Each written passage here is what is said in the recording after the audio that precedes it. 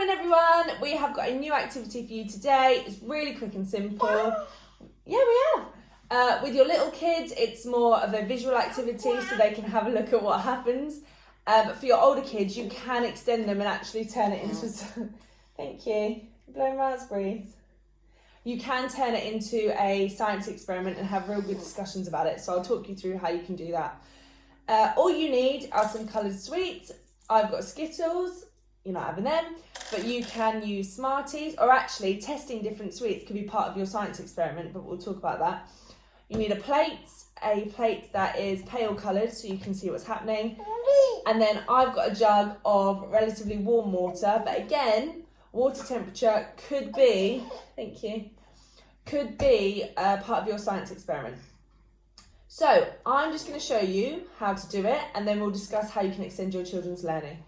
So all you need to do, as you can see, is I have in the middle of the plate just made a circle of my sweets, okay? Really simple. Next thing you're going to do is you're going to get your jug of water and you are going to pour it enough so that it just covers the sweets.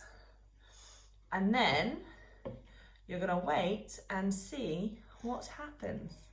Before I show you what happens, because that can take a little while, I'm just going to explain how you can turn that into a science experiment. So your children at school will get sick to death of talking about how to make a science experiment a fair test. However, it's really important, it's part of the curriculum and they need to learn it. So to make a science experiment a fair test, we are only changing one variable. So you need to decide on a question for your kids. For example, how will the temperature of the water affect what happens with the sweets on our plate? So affect how fast the colour mixes, affect how quickly the colour runs off the sweets.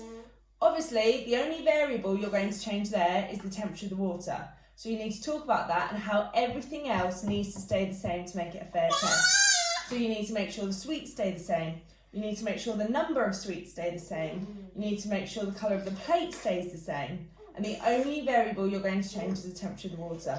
Oh, I'll show you what's happening. So as you can see, all the colours are starting to mix and it makes a really, really cool effect. With little ones, they might just, they might have a good time putting the sweets in different coloured patterns. They might want to use their favourite colour. They might just organise the colours in a certain way and make their own pattern. So that's really nice for the little ones. But as I say, for the older ones, you could really make it into a good experiment. You might want to test the type of sweets. So therefore, the only variable that you would change would be the type of sweets. So you need to keep the water temperature the same, the plate the same, the number of sweets, but change the type of sweets. Yeah, is that right? And it can be a really good discussion to have with your children. So there we have it, my magical sweets in my plates. I'm pretty sure sweets aren't in short supply, so hopefully that helps you there, and hope you have a good discussion about it. Are you going to say bye? Say bye. Well done. Thanks guys, bye.